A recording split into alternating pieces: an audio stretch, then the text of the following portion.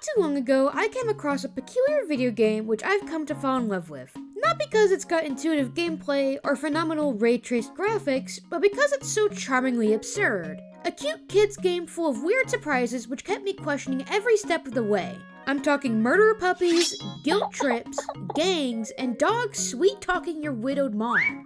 A game beyond your wildest imagination, The Dog Island.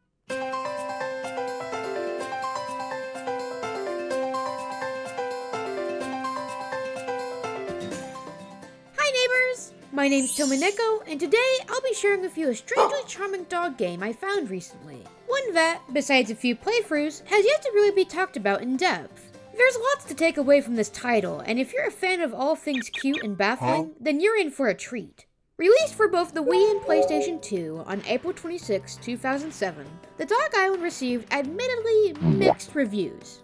Being simplistic as it was, the game failed to appeal to the serious gamers of the time, but conversely, was well loved by any kids who played it. I've gotten multiple comments reminiscing on this game, talking about how excited they were to hear its music playing in my videos. And though I might not be a part of that demographic, having played this for the first time as an 18-year-old, I can't help but adore it too. Its gameplay is pretty straightforward, consisting of a very repetitive loop. Acquire a mission, sniff for a specific item, dig it up, and return it to whichever dog sent you on that mission. There are other mini-games of course, such as catching fish, butterflies, and racing against fellow dogs in marathons or sled races. But that's about it. If this was all Dog Island had to offer, I don't think it would have as many nostalgic fans as it does. See, the true pull for this game lies in its bonkers dialogue and plot. From murder to literal gangs, no one's safe on this little island. The writers went full ham into these scenes too, making dogs spill out long-winded confessions for their crimes or asking suspicious questions of the protagonist. The sheer tonal whiplash of some of these scenes were enough to send me hollering in my seat. It's a darn shame how little people have ever played this thing, cause I tell you what, it's quite the roller coaster. Before I delve deeper, if you've ever experienced this game firsthand, there's multiple listings for it on eBay, and if you can't buy it, you can always watch someone's playthrough on YouTube. It's worth giving it a try, but I know this sort of game isn't for everyone. Either way, this video should provide enough information to get the full picture of how totally wild the Dog Island is. Starting up the game, all seems innocent enough at first. You play as a big-headed puppy and a happy, quaint family consisting of your mother Mar and a sickly sibling. I'll be referring to this character simply as your sibling, as their name changes depending on what gender the player picks for them. Emilio if they're a boy, and Maria if they're a girl. There's a seeming lack of a father figure in the household, but it's alluded to by the townsfolk that he disappeared after embarking on a quest to find a cure for your sibling's illness. It's unknown just how long he's been gone, but the possibility of his return is surely slim. As for your ailed sibling, there lies a glimmer of hope for their recovery. They've yet to be properly treated, of course, but for how peppy and excitable they've acted, why, you could barely tell they were sick in the first place. On the night of the Star Festival, your sibling takes a turn for the worse, and thus is forbidden from leaving the house until they've regained their strength. Eager to watch the player compete in the hide-and-seek competition, they sneak out of the house against their mother's wishes. For a while, everything's fine, but just as you might expect, they push themselves too far, ending up in critical condition. This accident serves as the inciting incident for the plot, eventually inspiring the protagonist to continue their father's search for a cure. And while this might sound like an acceptable plot for a kid's game, the unsettling factor to this is just how often the dogs guilt you on your dying sibling. See, after this event, the player is sent miles away from home to Dog Island, which leads to your family and friends to begin mailing you letters, updating you on their lives. What starts as a lovely gesture becomes a depressing guilt trip, describing the poor life of your sibling and their slow descent into shambles. Dear player, how are you doing? It's sunny over here. I spent all day in bed. I feel a bit tired. I want to get better so I can play with you again. Talk to you later. The worst of these comes about midway into the game, when your sibling writes to you about the upcoming holiday, Moon Day. Around this time of year, your mom usually cooks her signature Moon Day soup. But because your family's so poor, they can't buy the fish necessary to make it. As the player, you can either mail them the fish or simply ignore the message. Seeing as busy as I was completing other dogs' quests, I never got around to catching the fish they needed. A horrible mistake on my end, because neglecting to mail them back results in this. Did you celebrate Moon Day? Everybody decorated their windows, and they had huge dinners. We didn't do any of those things, though. Mom kept apologizing. She shouldn't have to. I know we're poor. See ya. I was mortified when I read this. I regretted ignoring my poor sibling so bad. I can only imagine how Kid Me would have reacted. I think he'd actually break down crying. I'd be sending in fish constantly after that. Speaking of your family, remember how you don't have a dad? Well, that's gonna come up again in just a second. For context, the main reason the player travels to Dog Island in the first place is to seek the help of a skilled physician named Dr. Potan. For the first quarter of the game, he tasks you with odd jobs in order to help his research for possible medicines that could cure your sibling. And by the end of these chores, the doctor agrees to sail to your home in order to put these remedies to the test. Well, bad news is, nothing worked, but there's still hope yet. He informs you on a legendary flower which has been rumored to possess immense healing capabilities. It's a gamble on whether this plant actually exists or not, but it's your last chance at curing your sibling. Until you can find the fabled flower, Dr. Potan insists that he look after your sibling in the meantime, to ensure their ailment doesn't worsen, of course. Nothing else, right? Let's just say he acts a bit too flustered around your mom, if you catch my drift. Dear player, how are you? Your sibling is doing okay so far, but I have to say that it could get worse at any moment, so you must find that legendary flower quickly. I know that you are doing everything you can, but please hurry. Sincerely yours. P.S. What do you think of having a new dad?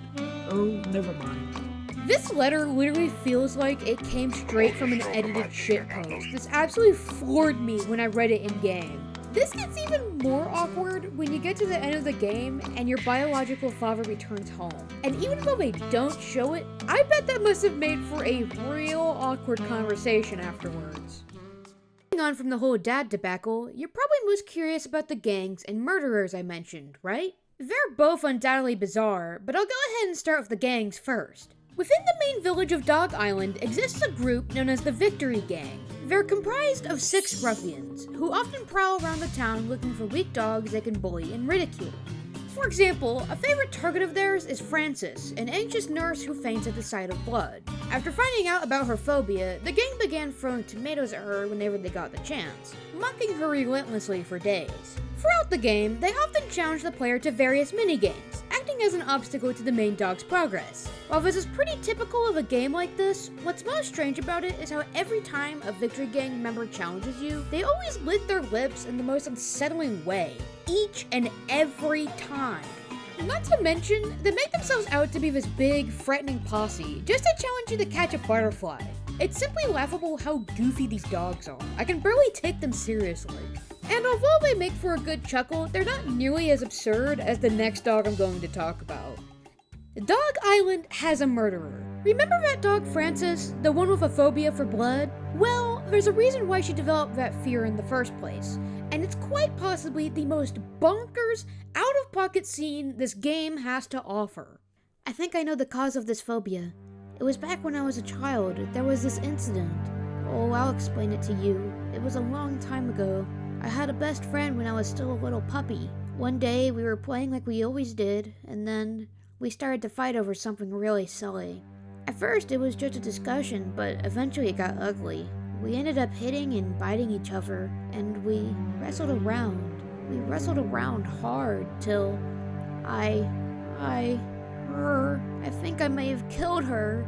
Oh, I shouldn't have brought this up. I remember I shoved her and she fell to the ground, and she never came back up. She was wounded and bleeding. I got very scared and I left her. I ran away.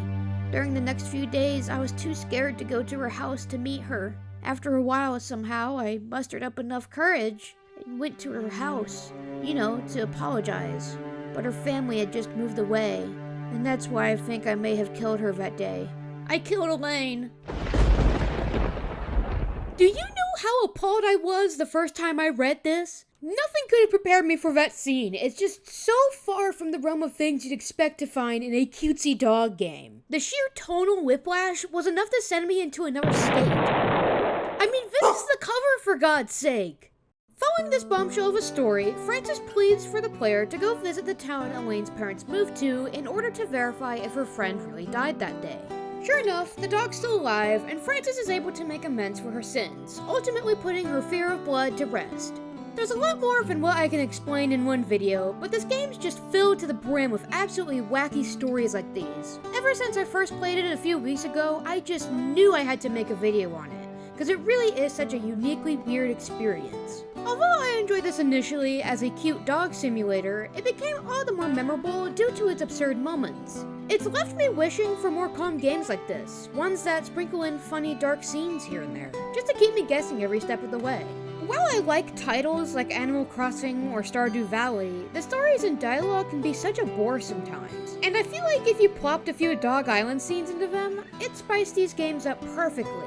They're not too gruesome or unsettling that it takes away from the experience, but they're just strange enough to make you laugh.